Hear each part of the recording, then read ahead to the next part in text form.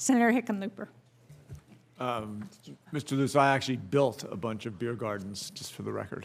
I had the first brew pub in Colorado, and then we did one in Omaha and Des Moines and Green Bay and all around. Some of them pretty small, maybe not exactly rural communities. You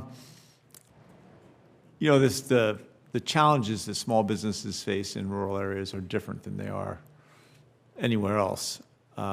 And I think you've already, in your testimonies, you guys all turned in, cover a lot of that, but I wanted to cover a couple more things, a little more detail.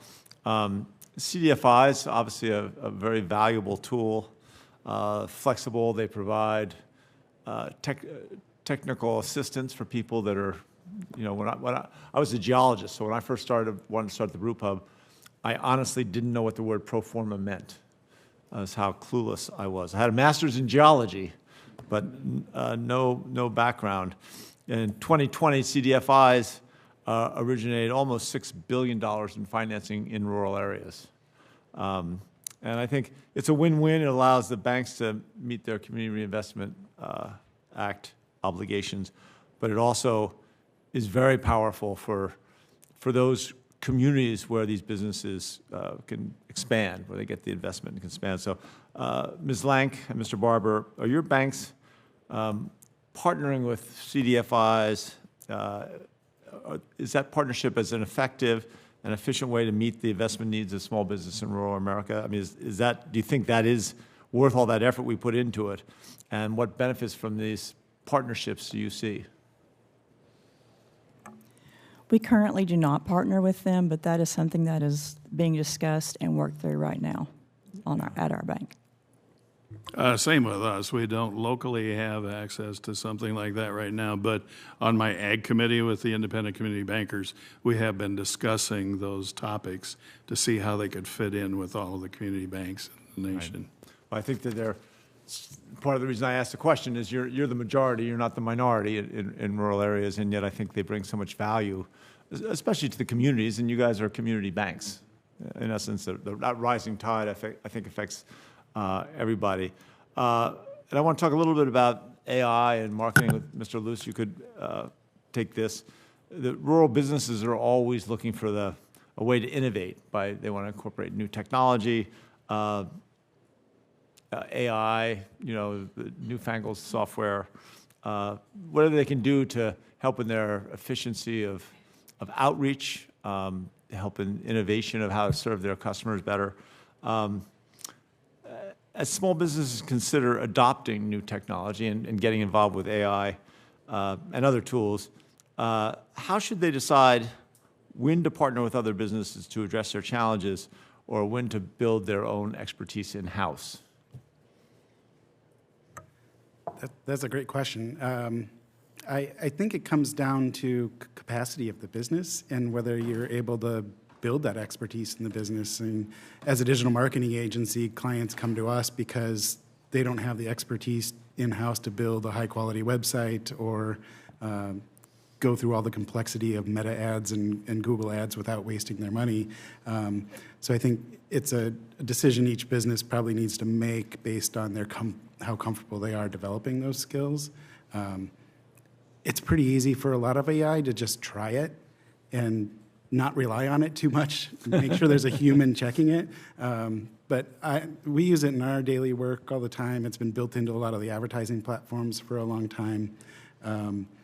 But we use it to speed up some of the slower processes of research and things like that, doing some of the legwork that you would spend a lot of time researching online. But we don't, I wouldn't say we rely on it. We just use it to kind of enhance what we're doing. Right. So, and I understand marketing also, putting the metrics on how successful your marketing is always, there's so many variables, very hard to do. You know, the entire time I was in business, I knew for a fact that I was wasting half the dollars I was spending on marketing. I just couldn't tell which half. Yeah. As the cliche goes.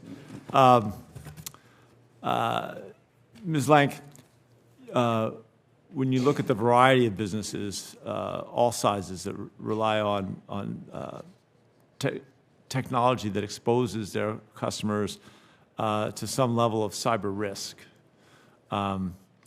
And in so many rural businesses, they lack the expertise and the experience to ensure that they're protected against cyber threats.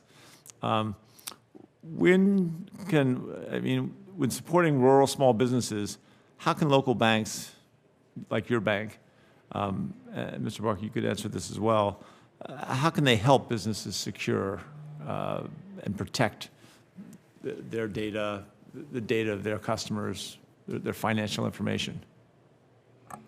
If they don't have any expertise on staff, definitely hire a third party. I think but from our perspective, the best we can do is ask that question. Right. Make sure they've thought through it, make sure they have a plan.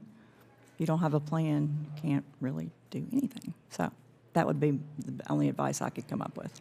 That's good advice. And that's where we're at, to the education. We have to keep informing them what we find on our side of the business and asking them the questions, what are they doing to protect themselves, and give them examples of what we discover in our daily lives. I'd love to add that I don't know if this is at every state, but the New Hampshire's SBDC has a cybersecurity preparedness program for small businesses, and they do free assessments for small businesses and training. Interesting. Mr. Mackey, the only one who hasn't answered that question, you want to chime in at all with an opinion? Well, yeah, I really don't have anything additional to add, so thank you. Okay. Great. I yield back to the chair. Thank you, Senator Hickenlooper. So in my opening remarks, I talked about the field hearing that we did last Friday in New Hampshire. It was focused on how we can help small businesses lower their energy costs. But one of the things that one of the witnesses said really struck me, because he said, he was talking